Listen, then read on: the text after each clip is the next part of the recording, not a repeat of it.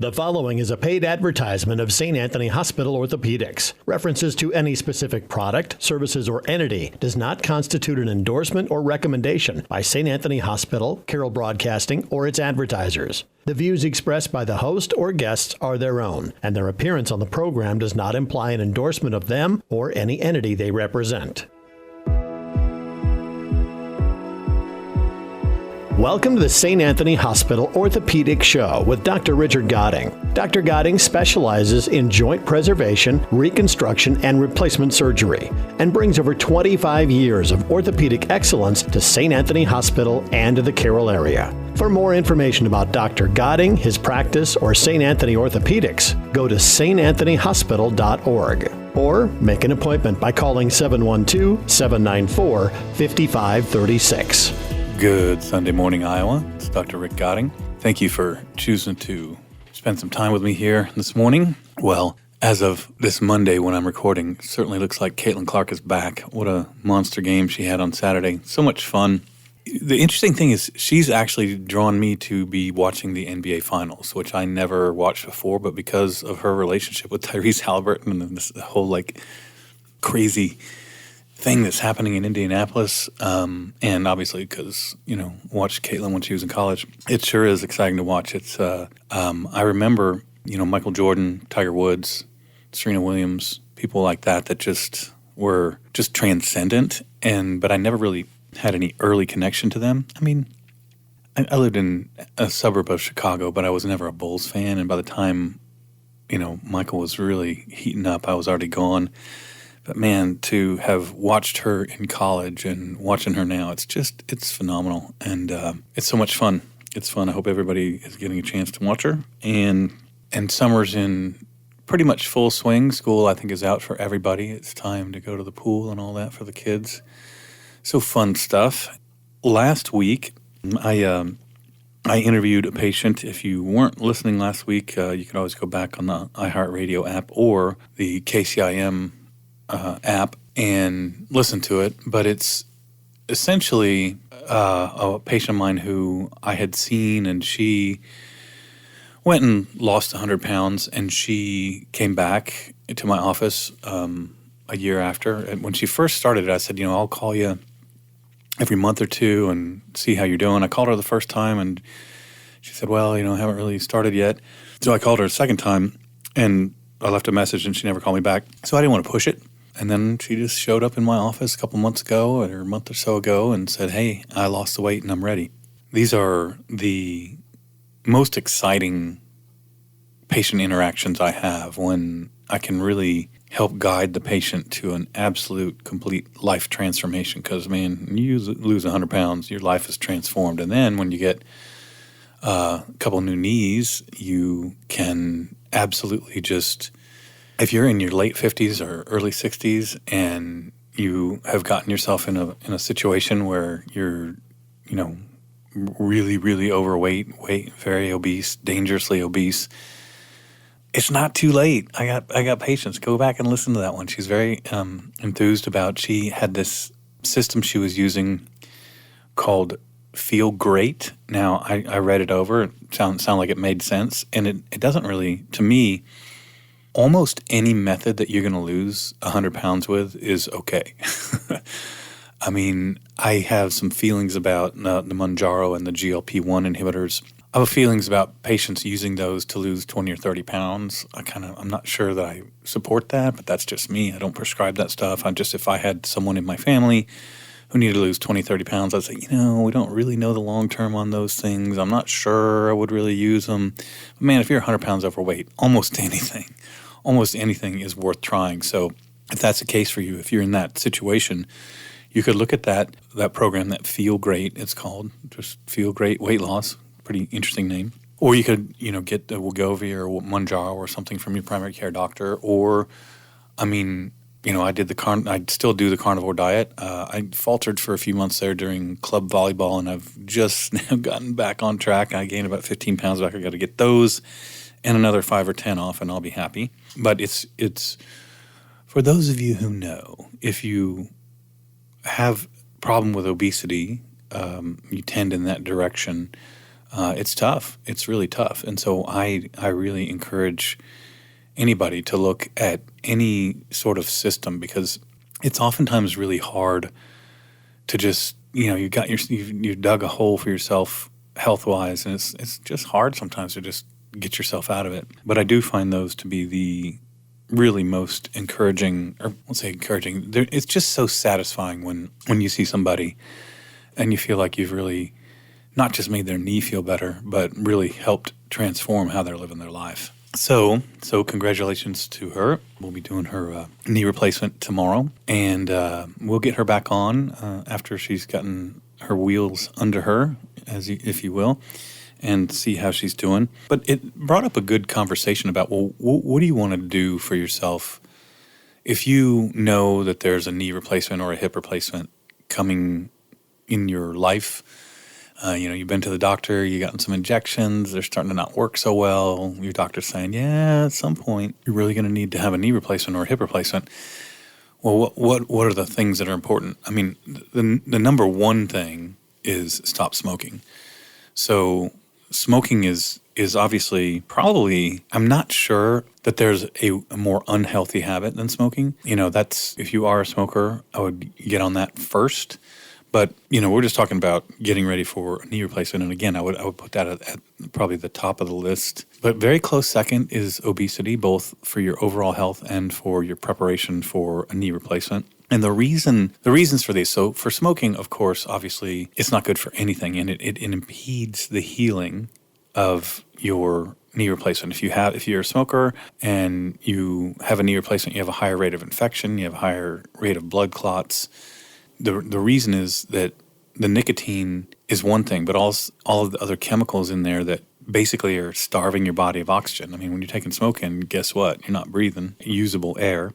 And that can cause a lot of trouble with the transfer of oxygen from the blood to the tissues in all of your organs. And that's why you get heart disease, and that's why you have all these other problems. Vascular problems, right? So vascular problems means problems with your arteries and veins, and they tend to build up problems, plaques, if you will, if you smoke. And so the good news on smoking and knee replacements, at least, is if you quit for a couple months, you can dramatically reduce your risk. Now, you're still going to be higher than somebody who never smoked. But if you quit smoking a couple months for knee replacement, hip replacement, your chances of having a smoking-related complication are dramatically less. And that's kind of the recommended time, a month or two. And also, you can improve your heart and your cancer risk. Now, I haven't read this study in a while, but last time I read a study on it, your cancer risk from smoking drops to normal after you've quit for 10 years. So, if you smoked for 30 years and you say, well, I might as well just keep smoking, that's not true. If you're 50 and you smoke for 30 years, your cancer risk is, I'm sure, very high. I don't know what those numbers are, but I'm sure it's very high.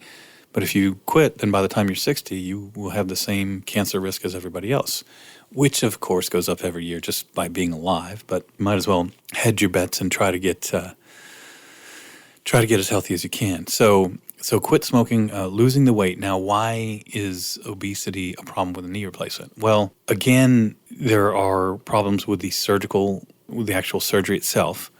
You do have a higher incidence of blood clots and a higher incidence of infections.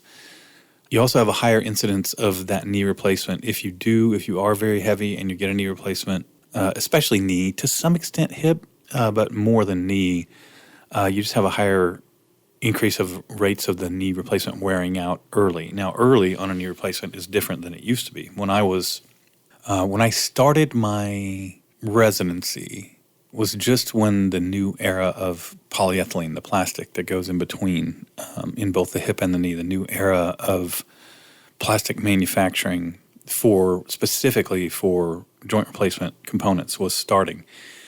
And we used to tell people a knee replacement is going to last 10 years. If you're not 60, we're not doing it unless you're going into a wheelchair.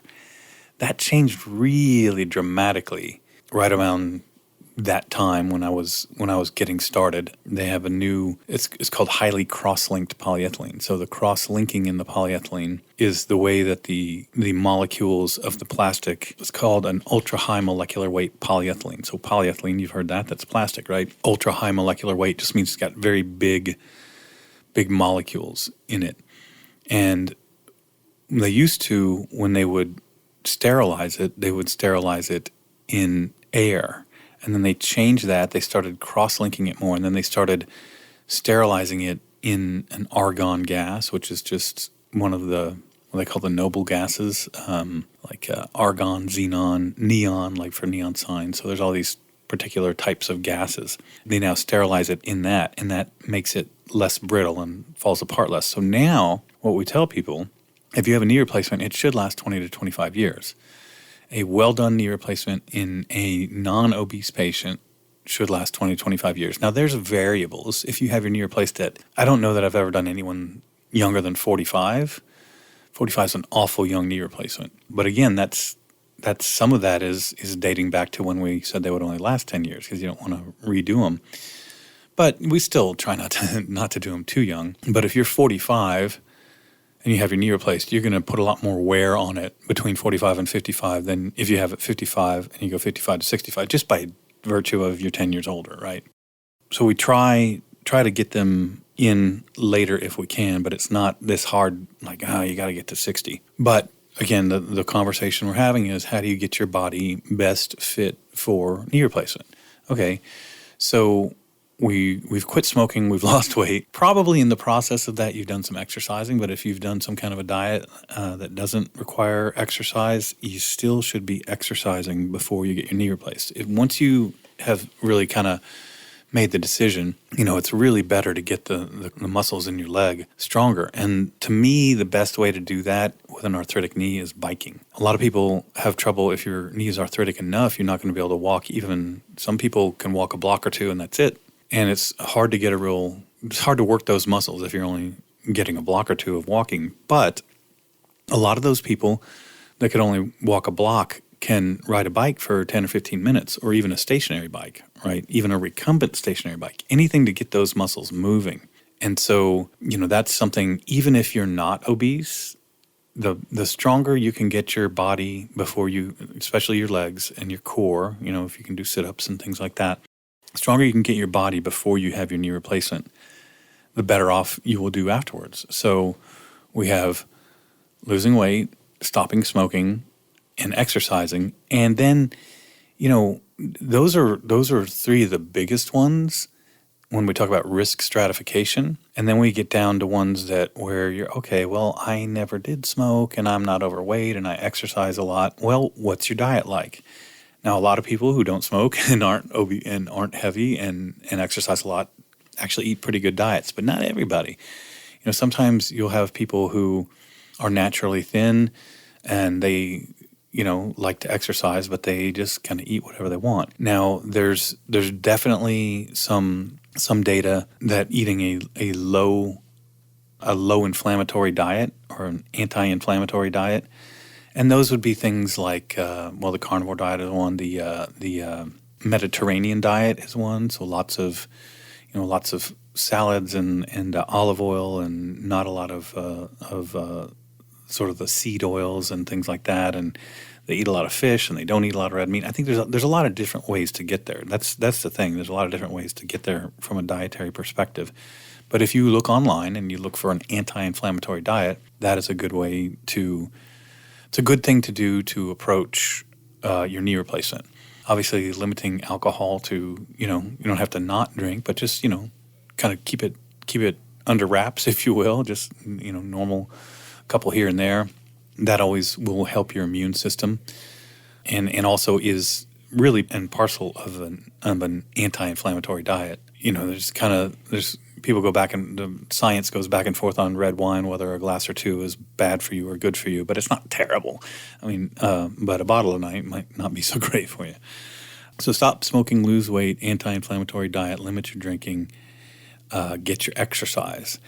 And if you do those things, then you're statistically going to have a better outcome with your joint replacement, whether it be a knee replacement or a hip replacement. And that's what I hope for everybody. I'd love, I like to think out there that there's someone who's scheduled with some other doctor and is hearing this and is, it's reinforcing, okay, I'm going to do those things. And then they go have their knee, and I never see them or hear from them, but somehow through the ether of the airwaves, they did better because of this show. And that's what I love about this show, the power of this show. And that's, again, this patient who came in who had lost 100 pounds. I mean, she came to see me because she listened to the show, and she had seen some other orthopedic surgeons, but I guess, however, it just didn't resonate as much. Whatever. I think there's certainly something to, if you listen to the show every week, you get some kind of a sense of who I am as a person. I mean, because I really, honestly, I don't prep for the show. I kind of do some thinking on Monday morning. Okay, what am I going to talk about today? And I kind of line out a few things I want to talk about, but then I just kind of sit down and talk. So what you're hearing is not some kind of rehearsed version of what I'm putting out there. It's just basically just me chatting, and I think it does give you a sense of who I am, and I think that's important is that doctor-patient relationship. And I'm at a situation in my practice right now where I do get to spend nice amounts of time with my patients. I've been busier than this, of course. Once Dr. Dirks got here, then there's twice as many surgeons, and so I'm a lot less busy, but I'm very happy with where I am right now, being 55 and helping him, build up his practice and his confidence. And he's a super, Dr. Dirks, my partner, he's fantastic at all the things he does. And he does some things that I don't like to do, like total hips, which I've stopped doing. So that's pretty wonderful. And he does a very good job on them and goes through the front with the robot, which is something that I don't even know how many different places you can get that in Iowa. It changes. But when he got here, there were only 5 or 6 other places where you could get what they call an anterior hip with a Mako robot. Now, the Mako robot, I've talked about a million times. It stands out head and shoulders above every other robot. And if I can't imagine a surgeon having the choice of a Mako and any of the other platforms out there, choosing the other platforms, unless they were just already locked into using the other knee or they had a budget limitation, because Mako is definitely the most expensive. So anyway, if you come to Carroll to see Dr. Dirks, you can get an anterior hip done with the Mako robot by somebody who is not only super competent about it, but really deeply cares. That's one thing he and I are. That's why he's the best partner I've ever had. And we get along well because we are very dedicated to making sure we do things right, and because we both take it really hard when things don't go right. And I think that gives us a kind of a camaraderie because we're both very, very hard on ourselves. And I think that's how you get good, stay good, and get better, is to be really hard on yourself. So anyway, that's kind of the show for today. Just a little review of how you can get your body best tuned up to have a knee or a hip replacement. And I hope everybody is taking the opportunity to get out, get some vitamin D, and get some exercise this summer, because we know that as nice as it is, that winter is around the corner, and it's much harder to do that stuff. So you gotta head into the winter in the best shape you can, and I know I'm working on that myself. So with that, I will say goodbye, and I'll be back next week, and you have a blessed week, Iowa.